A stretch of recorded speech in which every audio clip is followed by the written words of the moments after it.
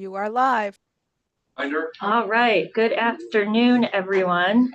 This is House Rules Committee meeting on Wednesday, January 3rd. We have two items on our agenda today. The draft of HR 13, which is the House resolution authorizing limited remote committee voting through the remainder of the calendar year 2024. And then, we always have to have a joint that accompanies it. And so the second is the draft JRH 7, which is the joint resolution authorizing limited remote joint voting through the remainder of 2024. So let's start with the House resolution. And if we could have our incredible clerk, Betsy Ann, walk us through. Madam Speaker, would you like me to pull up the draft for consideration? Yes, please. All right. So I'm going to share screen if I can. All right, it's cooperating. Okay.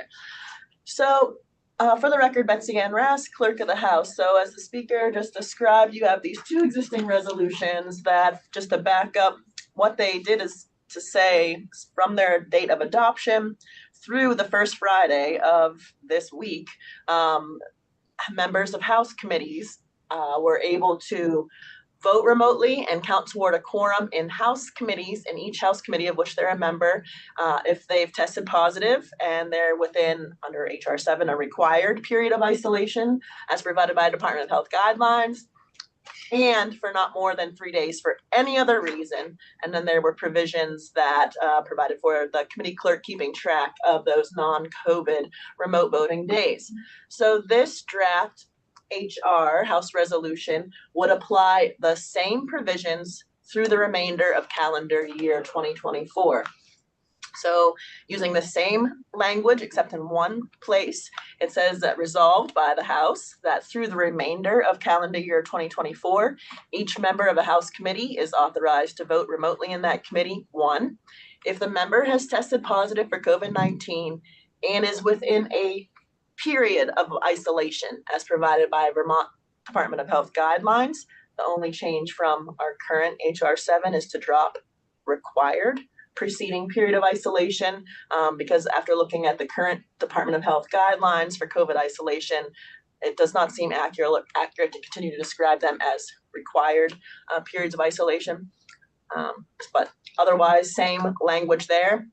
And for not more than 3 days for any other reason. And then the same language as in our current HR 7, which is that the member needs to notify the committee chair and clerk that the member is exercising that remote voting authority and shall count toward a committee quorum. And the final resolved is that the committee clerk is to record any vote cast by the member as a remote vote and track the number of days the member exercises the member's non-COVID-19 remote voting authority. Great. Go ahead. I just have dealing with the COVID piece on one. Because we've always followed the Vermont Department of Health guidelines. And if they are not requiring isolation, then, what are they requiring? I know my daughter works in healthcare, and it's Sure. like, you feel good, you go to work. You might have COVID, but you're going anyway.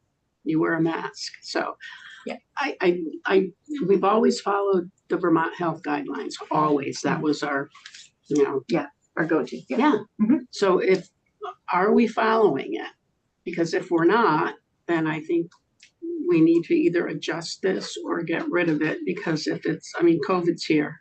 Flu is probably at this point. I don't know how many thousands of people die from flu every year, and we don't have a requirement specific to that. Sure. So, Betsy Ann. Madam Speaker, oops, sorry, I am able to pull up here. What I have before the members now is the Department of Health, Vermont Department of Health guidelines regarding COVID-19. So I'm here at healthvermont.gov in regard to their COVID webpage. And if you test positive for COVID-19, here are their guidelines. okay. So it says isolate as soon as you receive your test result, even if you're vaccinated or never have symptoms. Isolation means staying at home and away from other people for at least 5 days from the day of your positive test or the start of your symptoms, whichever is earlier. You can end isolation. You can see this language. You can end isolation after 5 days if your symptoms have improved and you have had no fever for at least 24 hours without the use of medicine. That reduces fevers. Says it doesn't apply to healthcare workers. They have a different set of provisions regulating them, or that should apply to them. Then it says, please check with your employer, school, or child care program to learn about their return from isolation policies. And then it has this last clause. If you're not able to isolate because of financial, caregiving, or other reasons, you can still lower the risk of getting other people sick by doing these things: wearing a mask, limiting close contact, washing your hands, and cleaning and disinfecting surfaces. So just when I was going back to double check on what is our Vermont Department of Health guidelines at this point for a point of reference, because they have changed as we've been moving along in this dealing with COVID-19. It just the only change from our current resolution. It just didn't seem correct anymore to say that they're required isolation guidelines, because this doesn't seem to purport to be required. It just, this is what you should be doing to keep people safe. Right. Go ahead. Seems to me that that's really good guidelines and standards for any significant contagious illness. It's what people should be following. And I think, you know, I've evolved on my thinking of this policy. It seems to me we're really talking about formal votes only, which doesn't happen all the time in committees. So it's not a frequent need, but somebody's participated in a discussion and all that, and they have some extenuating circumstance and can't make it, it seems appropriate to allow that exception. It does seem to me that we're at a point where, you know, COVID is somewhat normalized as with other contagious illnesses in terms of what ought to be done. And it certainly should be recognized that, you know, that's what you ought to be doing and you can remote vote.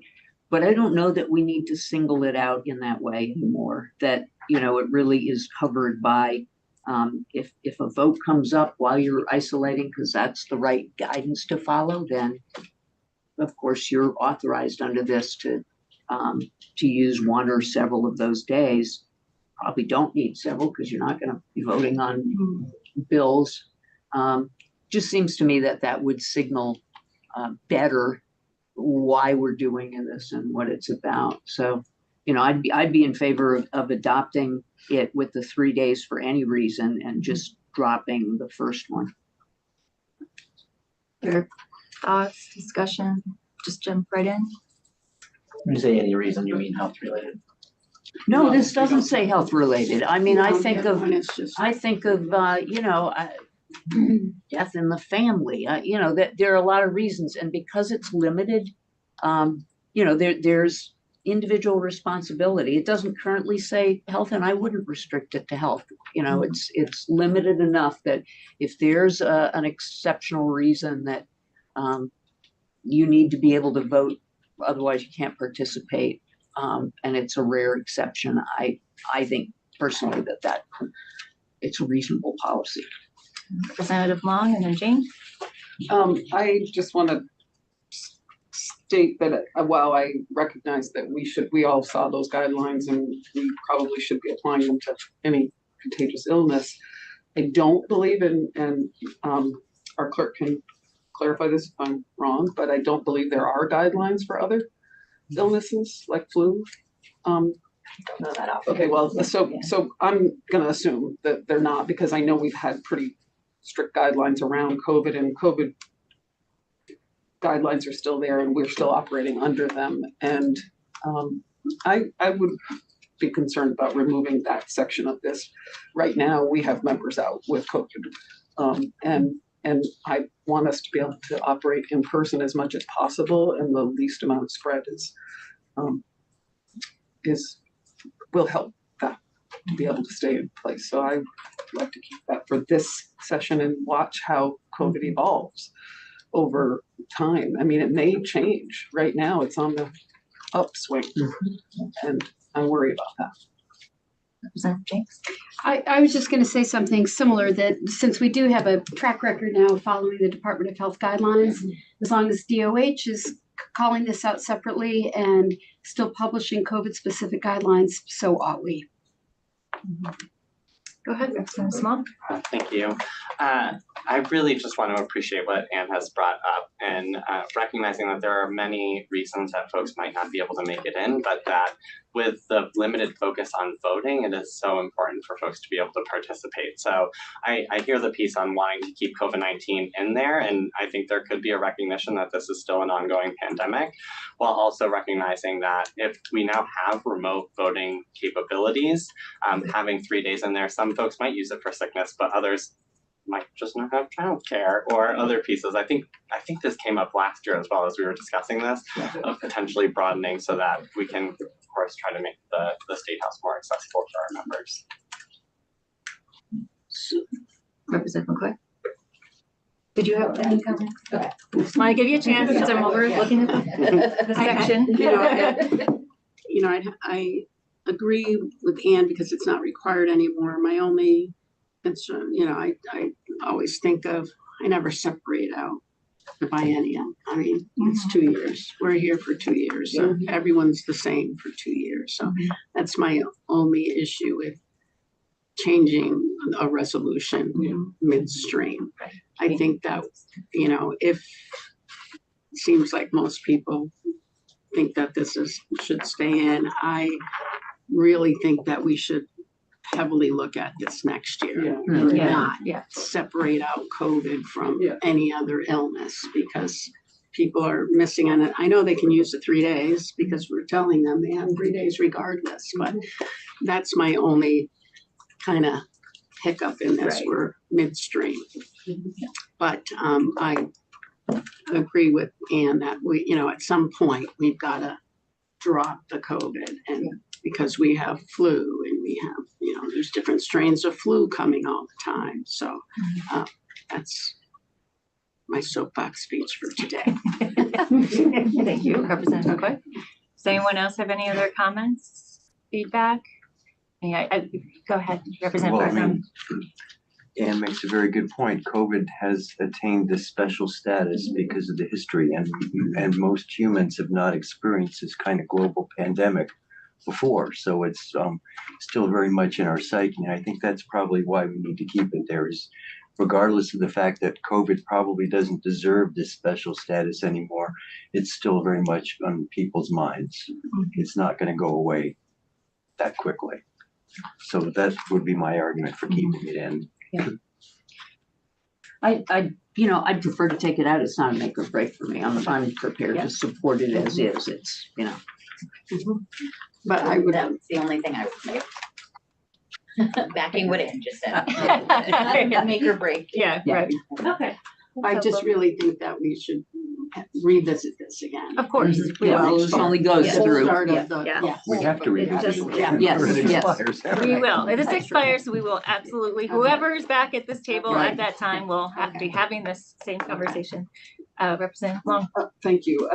I'm just recalling now that we're having this conversation that we went through, as we are right now, through the first week of so will we also try to have this go through the first week of the next, we can't. Right. No, we're going to end. I'm we can't forgetting this time. we can't this time. So we're going to be ending right at. December. Okay. So it'll be the whole calendar year. I thought there was a resolution out there that allowed us to do something. that carried. Here's our. So She's ready to. there was a provision. It started out when we were first dealing with COVID. It was in a bill. Yeah. And then later it was in, I think, a resolution. But it allowed this committee to establish special procedures for day one of the new biennium. So that's still an option. Okay. That I think that makes sense. Yes. See what happens as we progress in the session, to see how how COVID changes. Yes. It feels more transparent to me. Yeah, frankly. yeah, Have that conversation when we're in and we don't session. have to repeat the conversation in 2 months as we say. Right. I mean, having that day just who knows might happen. It may have nothing to do with COVID. All right. Any further discussion? If not, someone be willing to make a motion? Yeah, Representative James. I'll thank you. move that we I'll move that we approve this resolution as presented to us. 1.1. Thank you. Any further discussion? Seeing none, I'll call the roll. Representative Bartholomew, Yes. Representative Donahue, Yes. Representative James, Yes. Representative Long, Yes. Representative McCoy, Yes. Representative Tu, Yes. and I am a yes. Motion carries 7-0. Thank you very much. Before we move on, we need a sponsor. Is House Rules Committee okay for a sponsor with everyone? Yeah. Okay, great. House Rules. And I think because we are just coming back, it would be good to have someone report this just to remind people of it. Do we have any volunteers? I don't want to be in the position of defending number one since I. No, you're fine. I So I'm think not volunteering. Because we know how good you are. Exactly. Except Well, that's Donnie, what I'm saying. both you and Bartholomew were kind of going up at the same time with Yeah. hands. So are you? You win, John. Yeah. Oh, goody. All right, Representative Bartholomew, thank you so much. All right, so let's move then to the joint resolution. So I did consult with the, A joint resolution. this is Yes. the draft, yeah. So this is for our joint committees between the House and the Senate and how we vote. So I did consult with the Senate and they would defer. This is not the correct. Right, it's this one, sorry. There's Oh, another we'll give a sec to get. wrong draft. handout. Here We we are. have JRH the one from last year and then the draft language for this year. Yep. All right, it looks like we have it up on the screen too, and if Betsy Ann, you can walk through it, that would be great. So your current JRH 6 is essentially the very same as your current HR 7, except that the JRH applies to joint committees, whereas your HR applies only to House committees. So it's the same exact language that you currently have adopted that ends this Friday. And likewise, this draft resolution would have the same language that is in your HR draft that you just approved with that same tweak to the required Department of Health guidelines. Removing the required. We have that required language. So it's the same language. So it's a joint resolution authorizing limited remote joint committee voting through the remainder of calendar year. That is resolved by both chambers that through the remainder of calendar year 2024, each member of a joint committee, and just to confirm that language, so it's on each joint committee on which a member sits. So it applies if you're on LCAR and then also on another joint committee, for example, you would have the same authority for each committee separately. So it says that each member of a joint committee is authorized to vote remotely in that committee. One, again, if the member is tested positive for COVID, is within a period of isolation as provided by Department of Health guidelines, and two, for not more than 3 days for any other reason. And in this case, such a member shall notify the committee chair and adding in or co-chairs as applicable, and the committee clerk that the member is exercising this remote voting authority and shall count toward a committee quorum. And further resolved that the committee clerk records any vote cast by the member as a remote vote and tracks the number of days the member exercises the member's non-COVID-19 remote voting authority. So it's identical language, but just applicable to joint committees. Any questions on this language? I don't know if I finished my sentence. I did consult with Senator Baruth, and the Senate is fine with us taking the lead on what policy, since theirs is a little bit more open in terms of their voting policy, so they would be okay with this. Any questions? If not, could someone be willing to make a motion? I'm happy to make that motion. Thank you, Representative Long. Any further discussion? All right, seeing none, I'll call the roll. Representative Bartholomew, Yes. Representative Donahue, Yes. Representative James, Yes. Representative Long, Yes. Representative McCoy, Yes. Representative Tu. Yes. I am a yes, 7-0, motion carries, thank you. Same as the last one, House Rules, okay to sponsor, great. And a reporter, Okay. You gonna keep it consistent? Oh, goody. Yeah, we don't want to split them up. I know, right? Okay, beautiful, thank you. So that concludes our agenda for this meeting. Are there any topics that members want to take up at a future meeting? This is gonna hit the board Friday. Yeah, so we'll be introduced tomorrow up for action Friday. Okay. Yep. All right. That I can No? think of. All right, well, if you have any ideas after this meeting, please don't hesitate to reach out. Otherwise, our meeting is adjourned. Thanks, everyone. Thank you.